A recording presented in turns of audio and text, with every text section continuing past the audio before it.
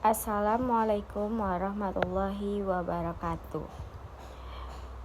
Nama saya Risma Dewi Kairani dengan NIM C0D0240008, kelas G Perpajakan, Fakultas Ekonomi dan Bisnis Universitas Jambi. Baiklah, di sini saya akan menjelaskan tentang menghitung dan mencatat secara akuntansi mengenai angsuran pajak. Mata kuliah akuntansi perpajakan oleh dosen pengampu Bapak Dr. Wirmi Eka Putra, SEMSI, Ibu Heriani, SEMAK, dan Bapak Lutfi, SEMSC. Baiklah, pertama-tama saya akan menjelaskan latar belakang. Pajak merupakan sumber utama penerimaan negara yang digunakan untuk membiayai pembangunan. Dalam praktiknya, wajib pajak tidak hanya menghitung dan membayar pajak, tetapi juga harus mencatat kewajiban tersebut dengan benar. Salah satu kewajiban yang sering muncul adalah angsuran pajak yang dibayarkan secara berkala sebelum pelaporan tahunan, sehingga membutuhkan pemahaman yang baik agar tidak terjadi kesalahan. Baiklah, selanjutnya saya akan menjelaskan pengertian pajak penghasilan pasal 25.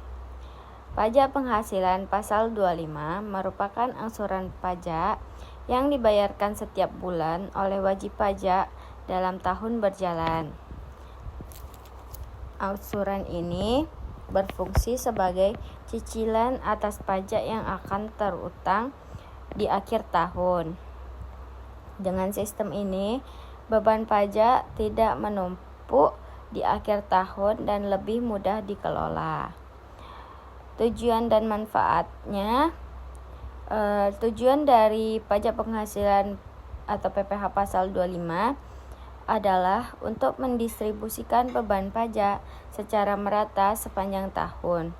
Dengan adanya angsuran wajib pajak tidak perlu membayar dalam jumlah besar sekaligus. Selain itu, sistem ini membantu menjaga kestabilan arus kas sehingga keuangan perusahaan menjadi lebih terencana. Baiklah, selanjutnya saya akan menjelaskan pencatatan akuntansi dan mekanisme PPN masukan. Pencatatan akuntansi. Dalam pencatatan akuntansi, angsuran PPh pasal 25 diakui sebagai beban pajak dan kewajiban. Saat angsuran dihitung, perusahaan mencatat beban pajak dan hutang pajak.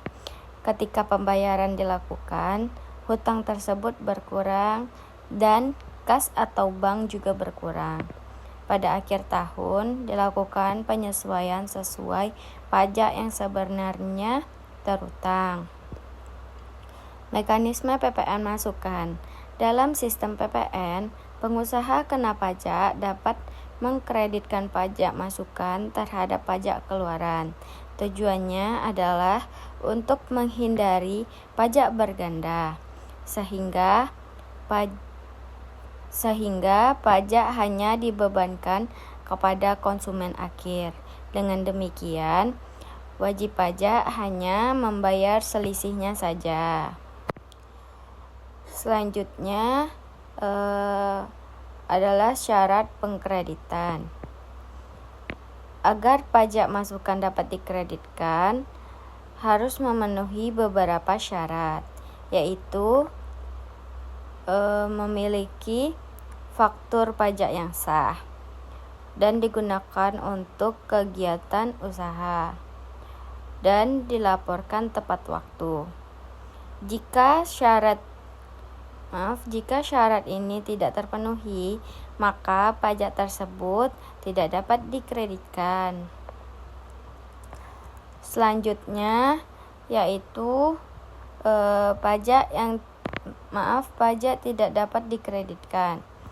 Beberapa pajak tidak dapat dikreditkan, seperti pajak atas biaya pribadi, pajak atas hiburan, atau pengeluaran yang tidak berhubungan dengan kegiatan usaha.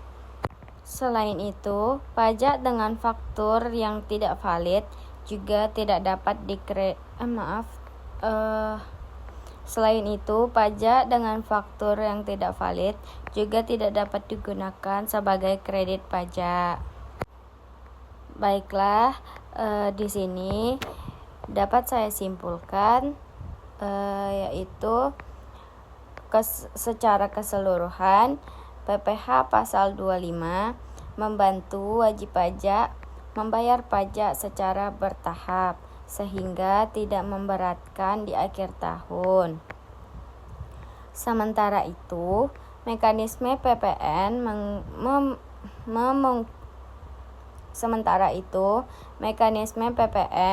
memungkinkan pengkreditan pajak untuk menghindari pajak berganda, namun tetap memiliki batasan yang harus dipatuhi.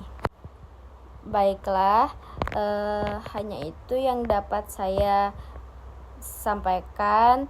Lebih dan kurangnya saya mohon maaf. Saya Risma Dewi Kiarani. Saya tutup dengan wassalamualaikum warahmatullahi wabarakatuh.